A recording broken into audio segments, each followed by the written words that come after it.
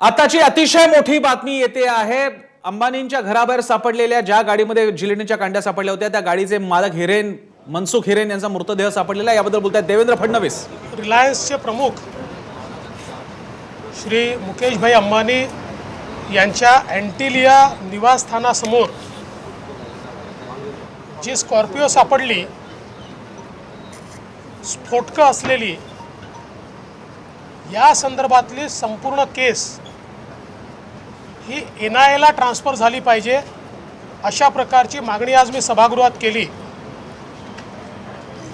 अनेक योगायोग या केसमध्ये पाहायला मिळतात। पहिल्यांदा ते जे मनसुख हिरेन ज्यांची ती गाडी होती, हे मनसुख हिरेन ज्यावेळेस ती गाडी बंद पडली आणि त्यांनी त्यांच्या जबाबात म्हटलं की मी क्रॉफर्ड मार्केटला कामाकरता गेलो आणि दुसऱ्या दिवशी ती गेलो तर गाडी माझी गायब होती। नेमके क्रॉफर्ड मार्केटला ते कोणाला भेटले, हा एक अत्यंत महत्त्वाचा विषय याच्यामध्ये येतो। आणि यासोबत ज्यावेळी ही गाडी तिथे होती, लोकल पोलीस तिथे पोहोचले नाहीत, क्राईम ब्रँचवाले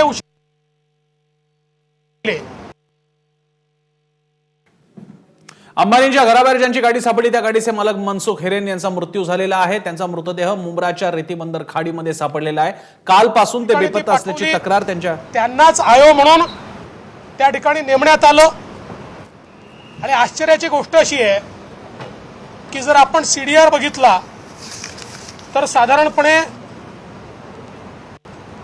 जून आणि जुलै या महिन्यामध्ये 2020 साली याच गाडी मालकाशी सचिन वाझेंचं संभाषण झाल्याचं आपल्याला पाहायला मिळतं आहे। यात अजून योगायोग असा वाढतो की गाडी मालक हा ठाण्यातला, आयो ठाण्यातले, ती गाडी चोरी गेल्यानंतरही आली, ती ठाण्यातनंच आली आणि त्याच्यासोबत एक गाडी आली, ती पण ठाण्यातनंच आली। याहीपेक्षा अजून संशयाची गोष्ट अशी आहे की एक टेलिग्राम, एक संघटनेच्या नावाने जैश उल हिंद, या संघटनेच्या नावाने हा आम्ही अटॅक केला आहे किंवा ही गाडी आम्ही ठेवली आहे आणि आम्हाला रॅन्सम मनसुख हिरेन यांचा मुंब्राच्या रेतीबंदर खाडीत मृतदेह आढळलाय। त्याचबद्दल बोलतात देवेंद्र फडणवीस। मनसुख हिरेन यांचीच गाडी अंबानी यांच्या अंटेलिया बाहेर सापडली होती, ज्या जिलेटिनच्या।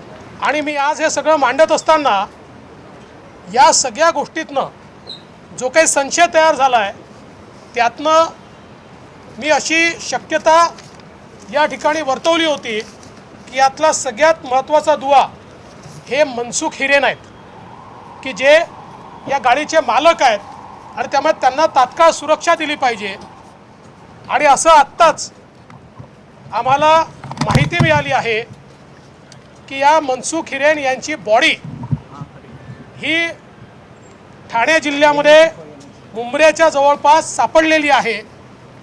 आणि त्यामुळे हे प्रकरण केवळ गंभीरच नाही तर अत्यंत गुंतागुंतीचं आणि अत्यंत सर्वांकरता चॅलेंजिंग अशा प्रकारचं तयार झालेलं आहे। मला असं वाटतं की हे जे काही योगायोग आहेत आणि यातनं जे संशय तयार झाले आहेत आणि इतका प्राईम विटनेस इतक्या महत्त्वाच्या केसमध्ये अशा प्रकारे त्यांची बॉडी मिळते, मला असं वाटतं की याच्यामध्ये निश्चित काहीतरी गौडबंगाल आहे। आणि म्हणून माझी मागणी आहे की तात्काळ ही केस NIA ट्रान्सफर झाली पाहिजे आणि याच्या पाठीमागचं सत्य काय आहे ते सत्य बाहेर आलं पाहिजे।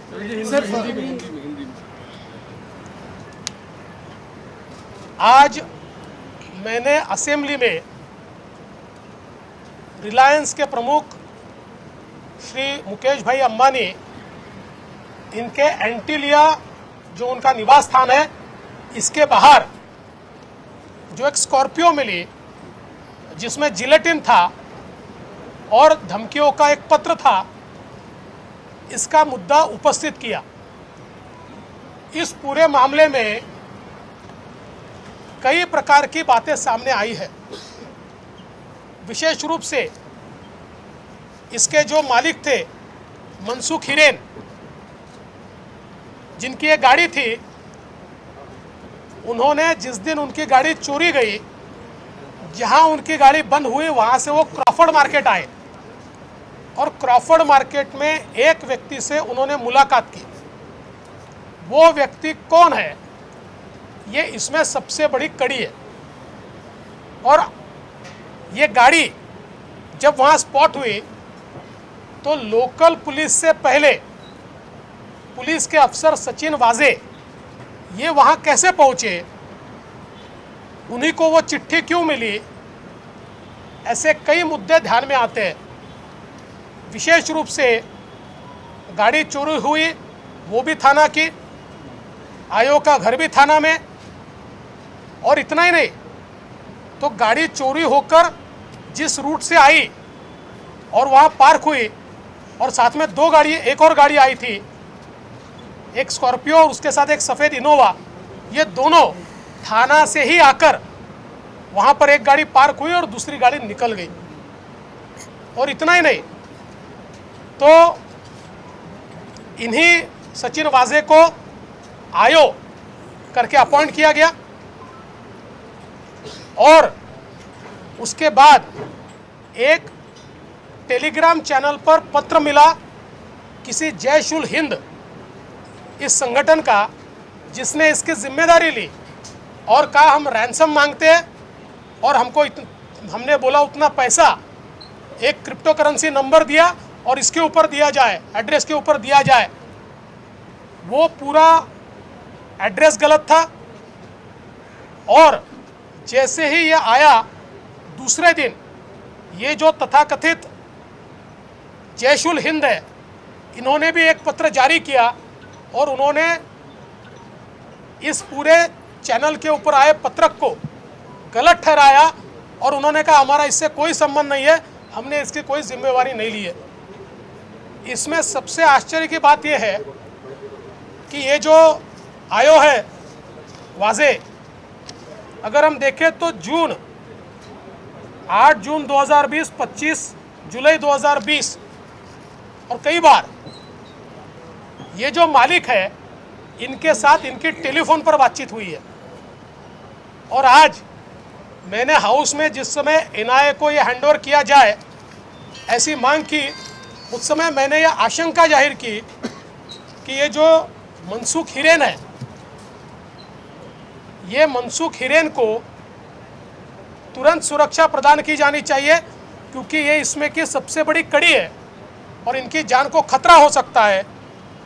और अभी अभी पता चला है कि आज अभी कुछ समय पहले उनकी डेड बॉडी मिली है, मुंब्रा के एरिया में ये डेड बॉडी मिली है। इससे ये पूरा प्रकरण बहुत ज़्यादा फिशी हो रहा है, ये बहुत ही गंभीर हो रहा है। हमारी मांग है कि जिस प्रकार के तथ्य सामने आ रहे हैं और इसका टेरर एंगल भी जो बताया जा रहा है, ये सारी चीज़ों को देखते हुए इस पूरे प्रकरण को एनआईए को हैंडओव्हर किया जाए, इस प्रकार की हमारी मांग है। देवेंद्रजी, तुम्हाला या प्रकरणाची सर्व माहिती मिळते, मात्र गृहमंत्र्यांनी या संदर्भात कुठलीच माहिती दिली नाहीये। हे इंटेलिजन्स फेल्युअर आहे का? कारण की या घटनेतला सर्वात मुख्य व्यक्ती आहे, तुम्ही त्यांना सुरक्षा देण्याची सुद्धा मागणी केली होती, त्याची बॉडी अचानक आढळते, गाडी आढळते, मात्र गृहमंत्र्यांना या संदर्भातली काही माहिती मिळत नाही का? असं आहे की या संदर्भातली इतकी माहिती जर माझ्याकडे येऊ शकते तर ती गृहमंत्र्यांकडे जाणार नाही असं मला वाटत नाही। त्यामुळे गृहमंत्री या संदर्भात स्पष्ट भूमिका का मांडत नाही आहेत, हा देखील एक प्रश्न आमच्यासमोर आहे।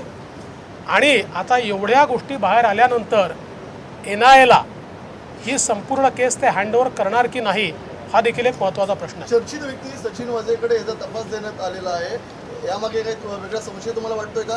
कारण अनेक प्रकरणात सचिन वाजेंचं नाव चर्चित असताना या प्रकरणाचा तपास देखील त्यांना आयोग म्हणून केलेला आहे। बघा, कोणाला तपास द्यायचा हे त्या ठिकाणची यंत्रणा ठरवते, CP किंवा त्यांच्या अधीनस्थ अधिकारी ठरवतात. मात्र या संपूर्ण प्रकरणामध्ये जो त्यांचा रोल दिसतो आहे, प्रत्येक ठिकाणी ते पुढे आहेत, तेच आयोजक. देवेंद्र फडणवीसांनी काही गंभीर मुद्दे उपस्थित केलेले आणि ही दृश्य आपण पाहतोय. ही दृश्य मनसुख हिरेन यांचा मृतदेह खाडीतून काढतानाची दृश्य आहेत. कालपासून ते बेपत्ता होते. मुंब्र्याच्या रेतीबंदर खाडीत त्यांचा मृतदेह सापडला आणि यामुळे या सगळ्या प्रकरणाला गंभीर वळण लागलेले आहे. मनसुख हिरेन कोण आहेत? यांची गाडी होती. एक टेरर अँगल आहे आणि सगळ्यात महत्त्वाचं की आता ज्यावेळेस याची चौकशी चालली आहे, अशी चौकशी सुरू असताना यातला सगळ्यात महत्त्वाचा दुवा गाडी मालक याची डेड बॉडी सापडणं, याचा अर्थ याला वेगळ्या प्रकारच्या इन्क्वायरीची गरज आहे. जिस समय हाउस में आप बोल रहे हैं उसके तुरंत 2 घंटे बाद इस तरीके की इंसिडेंट होते हैं, तो क्या लोकल कनेक्शन और लोकल चीज़ों पर भी कहीं ना कहीं इन्वॉल्वमेंट है? देखिए, अब ये सारी चीज़ें तो जब पूरे तरीके से जांच होगी उसमें से बाहर आएगी. पर जो जानकारी मेरे पास आई है, जो कड़ियाँ जुड़ रही है, जिस प्रकार की चीज़ें सामने आ रही है, इसके चलते दाल में कुछ न कुछ तो काला है, ये हम सबको अब बिल्कुल लग रहा है. मुकेश अंबानी देशातील जगातले सर्वात मोठे असे उद्योगपती आहेत आणि या उद्योगपतींना जर सुरक्षा व्यवस्था दिली जात नसेल तर तुम्ही त्यांच्या सुरक्षिततेविषयी किंवा जे प्रकार घडतात तुम्ही स्वतः गृहमंत्र्यांना पत्र लिहिणार आहात का या तपासासंदर्भात किंवा तुम्ही बोलणार आहात? आता तर माझं मत असं आहे की ही घटनाच इतकी गंभीर आहे की पहिल्यांदा या घटनेच्या तहापर्यंत जावं लागेल. कारण अशा घटना जर घडल्या तर मग सुरक्षिततेचा अर्थ काय आहे, आणि म्हणून पहिल्यांदा खालपर्यंत आपल्याला जावं लागेल. गवाह की डेड बॉडी मिलना इस पर कितना असर करेगा और कितनी बड़ी लापरवाही आप उसको मानते हैं?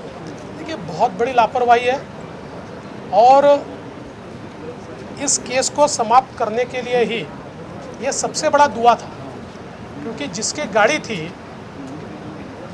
वो इस केस में मैं ऐसा मानता हूँ कि सबसे बड़ा विटनेस भी था. और पता नहीं मतलब वो सम्मिलित थे कि नहीं, अब वो इस दुनिया में नहीं है, इसलिए मैं कोई आरोप नहीं लगाऊंगा. लेकिन ऐसे व्यक्ति का पुलिस की जब इंक्वायरी चालू है, ऐसे समय उनकी मौत, ये मुझे ऐसा लगता है कि निश्चित रूप से संदेह पैदा कर रही है.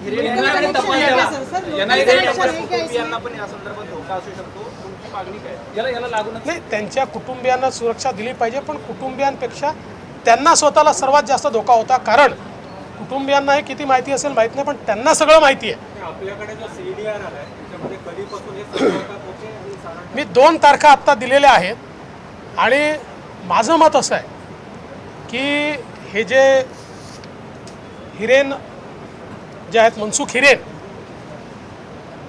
यांच्या व्हॉट्सॲप कॉलची चौकशी केली पाहिजे. आणि जेव्हा टेरर अँगल असतो अशावेळी व्हॉट्सॲपच्या संदर्भातली सगळी माहिती मिळते. त्यामुळे यांच्या व्हॉट्सॲप कॉलची जर माहिती घेतली तर अनेक गोष्टी बाहेर येतील. सर सचिन वझनकडे मी राज्याला विनंती करतोय, मी केंद्रालाही विनंती करणार. सर राज्य सरकारला अभी देखिए, अब ये तो सारी, मैं कोई जांच अधिकारी नहीं हूँ, सारी चीज़ें जांच में बाहर आएगी. पर 2 इंसिडेंसेस तो अभी मेरे पास है और कुछ और इंसिडेंसेस हो सकते हैं कि जो शायद मेरे पास आएंगे. सर सचिन वझनकडे